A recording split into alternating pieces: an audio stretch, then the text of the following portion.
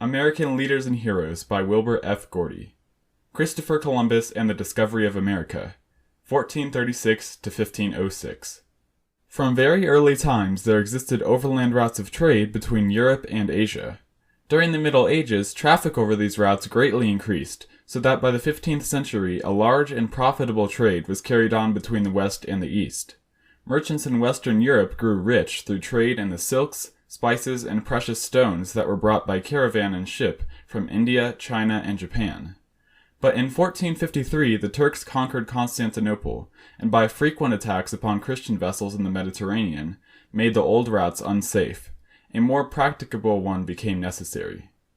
Already in the early part of the 15th century, Portuguese sea captains had skirted the western coast of Africa, and by the close of the century others of their number had rounded the Cape of Good Hope in their search for a water route to the Indies. But Spain, at that time the most powerful nation of Europe, adopted a plan quite different from that of the Portuguese. What this plan was, and how it was carried out, we can best understand by an acquaintance with the life and work of the great sea captain and navigator, Christopher Columbus. More than 450 years ago, there lived in the city of Genoa a poor working man, who made his living by preparing wool for the spinners. Of his 4 sons, the eldest was Christopher, born in 1436. Young Christopher was not, so far as we know, very different from most other boys in Genoa. He doubtless joined in their everyday sports, going with them to see the many vessels that sailed in and out of that famous seaport, and listening for hours to the stories of sailors about distant lands. But he did not spend all his time in playing and visiting the wharves, for we know that he learned his father's trade, and in school studied, among other things, reading, arithmetic, grammar, geography, and map drawing. We can easily believe that he liked geography best of all, since it would carry his imagination far out over the sea and to lands beyond the sea.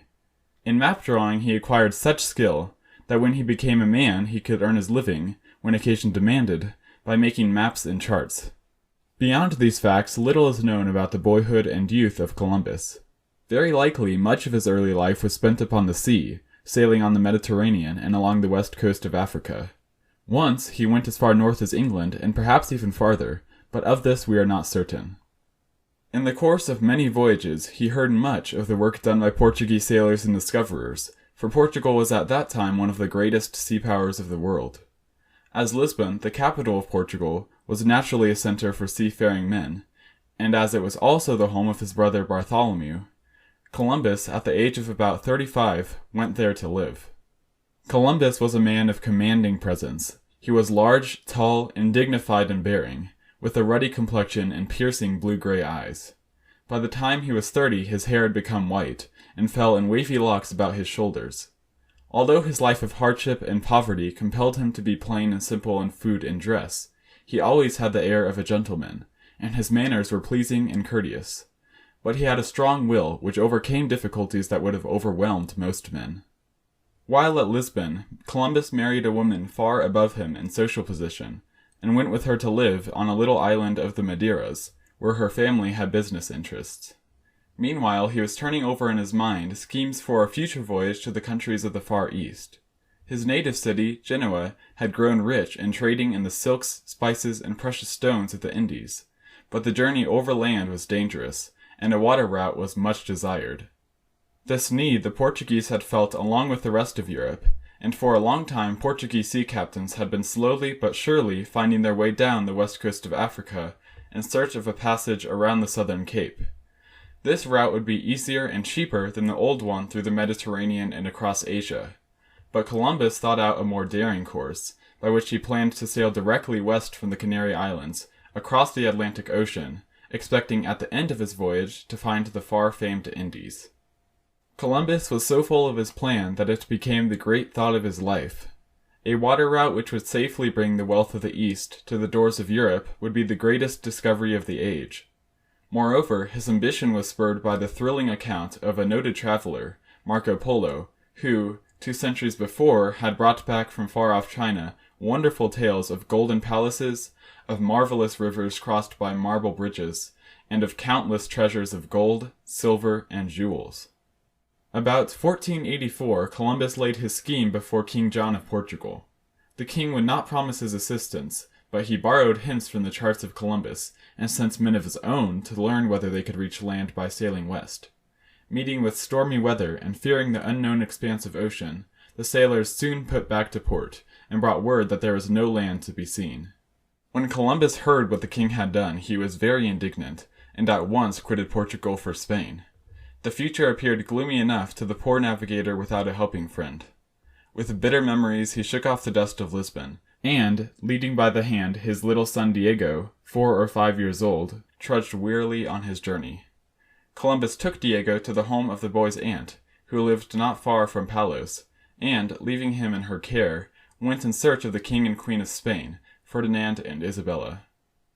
The king and queen were at that time so much occupied in driving the Moors out of Spain that Columbus found difficulty in securing a hearing. When at last he was permitted to unfold his plans to a council of learned men, they ridiculed him, because, forsooth, he had said that the world was round like a globe, and people lived on the opposite side of the earth. Such a thing, they declared, is absurd, for if people live on the other side of the earth, their heads must be down. Then, too, if it rains there, the rain falls upward, and trees, if they grow there, must grow upside down. Some of the learned men, however, agreed with Columbus, and thought the carrying out of his plan by the aid of King Ferdinand and Queen Isabella would bring honor and countless wealth to Spain. But their authority was not sufficient to affect those who believed Columbus to be a crazy dreamer or a worthless adventurer.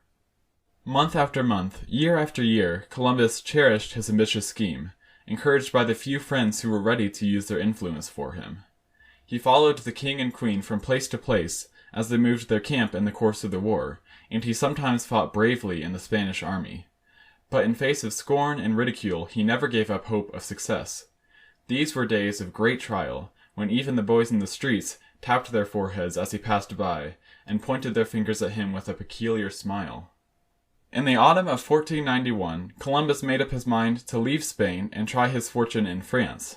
So he went to the home of Diego's aunt, and, once more taking his boy with him, started on foot out of the country which had so little befriended him. We can easily picture him, pale and wayworn, his clothes threadbare, his long white hair streaming over his shoulders. The travelers had gone but a short distance when they stopped at the gate of the convent of St. Mary, which was only 1.5 miles from Palos, to beg bread and water for the boy. At this moment the good prior of the convent happened to pass by. He was a man of learning, and, on conversing with Columbus, became much interested in his story, and arranged a meeting of other learned men, among them the well-known sea captain, Martin Alonso Pinzon, who lived in Palos.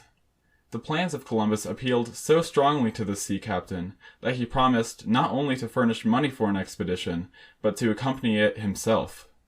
Moreover, the prior, who had been father confessor to Isabella, won her over to the sailors' cause. The queen sent what would now be nearly $1,200 to Columbus, and summoned him back to court. Supplying himself with a meal and suitable clothing, Columbus, with lightened heart, sought the queen's presence.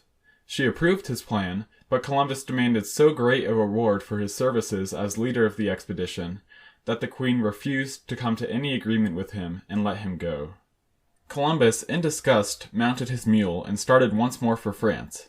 At this juncture, however, one of the queen's advisers hurried into her presence, and put the case so earnestly that she sent a swift courier, who overtook Columbus in a mountain pass not far away, and brought him back. An agreement was soon reached, and Columbus accepted his commission with tears of joy. He at once went to Palos to get men and vessels for the expedition, but here he met with serious difficulties. Sailors called the Atlantic Ocean the Sea of Darkness, and believed that it contained frightful sea monsters, ready to dash in pieces all vessels that might come within reach. Moreover, we must remember that the vessels in those days were not safe against storms like the great ships of our day. To venture out upon this trackless sea signified to sailors almost certain death. Hence they were unwilling to sail, and a royal decree had to be issued to compel them. Even then it became necessary to release criminals from prisons to supply the number required for the expedition. The 3 caravels that were, at length, got ready for the perilous expedition westward in search of the Indies were not larger than many of the fishing boats of today. The largest of the 3, the flagship of Columbus, was called the Santa Maria. The other 2 were the Pinta and the Nina, meaning baby. The Santa Maria alone had a deck covering the entire hold of the vessel. At last, all was ready, and a half hour before sunrise on Friday morning, August 3rd, 1492, this little fleet with 120 men and provisions for a year sailed out of the port of Palos.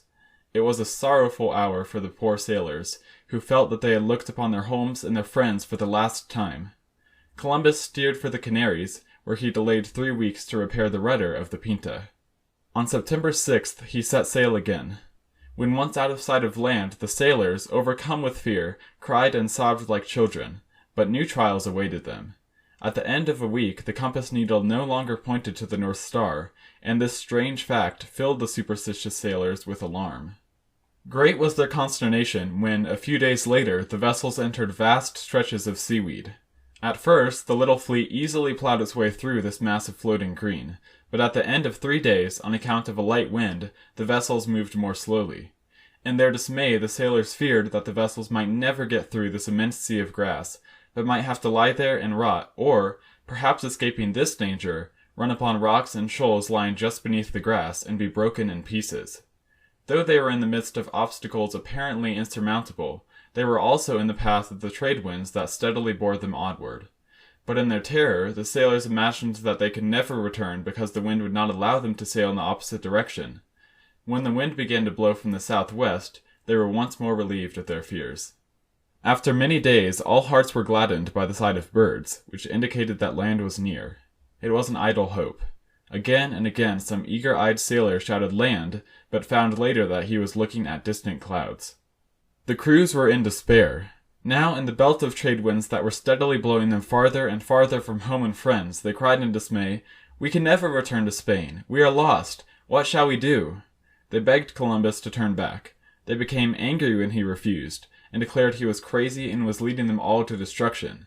They even plotted to throw him overboard some night, and say that he fell into the sea while looking at the stars. Columbus felt that dangers were growing thick about him, but he never faltered in his purpose. His strong will and his abiding faith in success kept him staunch in face of difficulties that would have caused an ordinary mind to give way. On October 11th, unmistakable signs of land appeared. A thorn branch with berries on it, a reed, and a carved stick came floating by. New life stirred in every heart, and the sailors looked eagerly in every direction for land. The king and queen had promised a reward equal to nearly $600 of our present money to the sailor who should be the first to see land. Columbus had promised in addition a velvet cloak. Accordingly, all were on the alert to catch the first glimpse of land, and kept on the watch during the entire night after the appearance of the thorn branch and carved stick.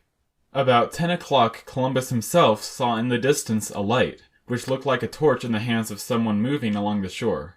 About 2 o'clock next morning, Friday, October 12th, or October 21st, according to our present method of reckoning time, a sailor on the Pinta saw, about 5 miles off, a low strip of land. This was an island of the Bahama group. Just 10 weeks had elapsed since the voyage began at Palos, and with intense eagerness Columbus and his men awaited the coming of daylight. At dawn the boats were lowered and all went on shore. Columbus, dressed in a rich robe of scarlet, carried the royal standard. His followers also bore banners, on each of which was a brilliant green cross with the letters F and Y, the Spanish initials for Ferdinand and Isabella, on each side. Above the letters were crosses. Columbus threw himself, kneeling upon the ground. He wept for joy, and kissing the earth, took possession of the land in the name of the King and Queen of Spain. The sailors now fell upon their knees at Columbus's feet. They kissed his hands, and begged him to forgive them for their evil thoughts toward him. At first, the natives, whom Columbus called Indians because he thought he was in the East Indies, fled to the woods in fear of the Spaniards, but later they returned and worshipped the white men as beings from the sky. They thought the vessels were great birds and the sails wings.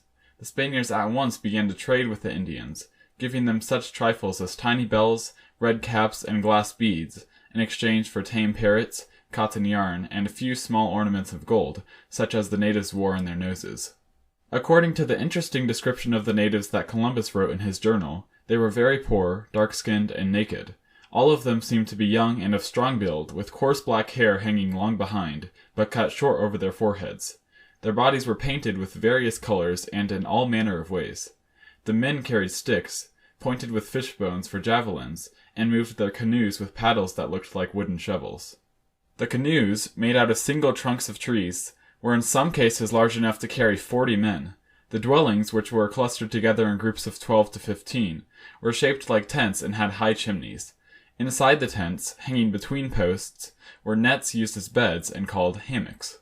Columbus called the island upon which he had landed San Salvador, meaning Holy Savior. He wrote of the new country, "I know not where first to go, nor are my eyes ever weary of gazing at the beautiful verdure.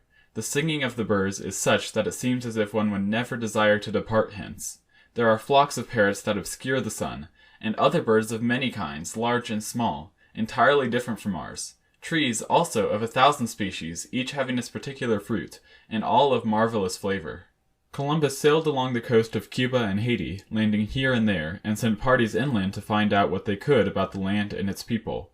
Everywhere he was on the lookout for the cities of Asia, those wonderful cities of wealth and beauty described in such glowing colors by Marco Polo. He never doubted that he was in the land he had sought, the East Indies. On Christmas morning, December 25th, 1492, while it was still dark, as he was cruising along the shores of Haiti or Hispaniola, the Santa Maria went aground on a sandbar, where the waves soon knocked her to pieces. As the Pinta had already deserted, there now remained but one ship, the Niña. This little vessel was too small to accommodate all the men, and 40 of the number, wishing to stay where they were, decided to build a fort out of the timbers of the wrecked vessel and put her guns in the fort for their defense. These men had provisions for a year, and constituted the first Spanish colony in the New World. On January 4th, 1493, the Niña sailed for Spain. All went well with the sailors until February 12th, when a great storm suddenly threatened to break the frail vessel into pieces. Poor Columbus! His heart grew faint within him. Had he and his men endured such peril and hardship to perish unknown in the sea? Would the world never know of their great achievement? In his anxiety, he wrote on parchment 2 separate accounts of his discovery, which he sealed and addressed to Ferdinand and Isabella. He then wrapped each in a cloth, and, enclosing them in large cakes of wax, put them into barrels. One of these barrels he flung into the sea, and the other he kept on deck. The Niña passed safely through the storm, however, and on March 15th, after an absence of nearly 7½ months, cast anchor into the harbor of Palos. The successful voyager lost no time in reaching Barcelona, where he was received by the king and queen with triumphal honors. Everybody was ready to praise the man who had become so famous. There was a great procession in his honor in the streets of Barcelona. Leading this street parade were 6 Indians whom Columbus had brought back with him. These were smeared with paint, decked with feathers of tropical birds, and ornamented with bits of gold. Following them came men carrying stuffed and live birds of brilliant plumage, and the skins of different animals, all products of the new land. Columbus rode on horseback, attended by many of Spain's great men, mounted on horses. When the procession reached the house in which King Ferdinand and Queen Isabella were, Columbus went into the room where they sat on the throne. They did him the honor to rise as he entered, and when he knelt to kiss their hands, they again honored him by bidding him rise and sit, like an equal, in their presence. The poor sailor, once despised as an idle dreamer, had become a distinguished personage, honored alike by kings and princes and people. It was no longer necessary to force men by royal decree to sail with the great admiral. Many were now eager to go where they might reap wealth and honor. In September 1493, Columbus again sailed, this time with a fleet of 17 vessels and 1,500 men. Many of the latter were young men of noble birth and belonged to families of wide influence. All supposed they were going to the East Indies, the land of jewels and spices and precious metals. With the purpose of founding a colony, Columbus took with him not only horses, mules, and cattle, but vines, vegetables, and seeds of many kinds. When the fleet reached the island of Haiti, and the place where he had, in the previous winter, left the little colony of 40 men, he found that the fort and provisions had been destroyed, and that 11 corpses had been buried nearby, but not one of the 40 men was ever again seen alive. After building a little town called Isabella in honor of the Queen, Columbus began exploring by land and sea.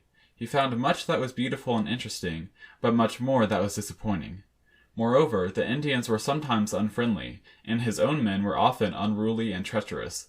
At length, after 4 years of varying fortune, he started home, and after a long, hard voyage, during which provisions gave out, he and his men, weak with hunger, finally reached Spain in June. He was kindly received, and was promised more ships for another voyage. In May 1498, with 6 vessels and 200 men besides the sailors, Columbus started on a third voyage, this time directing his course more to the south than he had done before. He landed on an island which he named Trinidad, and then sailed along the northern coast of South America. He was not well, however, and in August turned his course for Santo Domingo, where he found things were going badly. Trouble with the Indians had arisen, and even more serious trouble in the colony itself had broken out. For 2 years Columbus struggled to set things right, but he was not successful as a colonizer. Besides, many people were beginning to lose faith in him because he did not get expected treasures for Spain. Many others were jealous of his fame, and plotted to ruin him. At length, an official was sent from Spain to Haiti to look into the situation. When he reached the island, he confiscated Columbus's property, put him in chains, and sent him as a prisoner to the country from which he had but recently sailed with high honor. In Spain, the people were in sympathy with the admiral in his disgrace. So too was the queen, who sent money and summoned him to court. She received him there with tears in her eyes, and he broke down and wept at her feet. In 1502, Columbus started on a fourth voyage, sailing along the eastern coast of Central America. But he was not able to accomplish much, and finally suffered shipwreck on the island of Jamaica, where he spent a year of misery. At last he set out for home, arriving there only a short time before Queen Isabella, his only protector, died. Poor, sick, and discouraged, Columbus dragged out a weary life for 18 months longer. He died in Spain of a broken heart, May 20th, 1506, in utter ignorance of the greatness of his discovery. So little appreciated was he, that the city annals make no mention of his death. It remained for succeeding generations to lift his name from obscurity and to give faithful acknowledgment of his achievements in the advance of human progress. End of Chapter 1.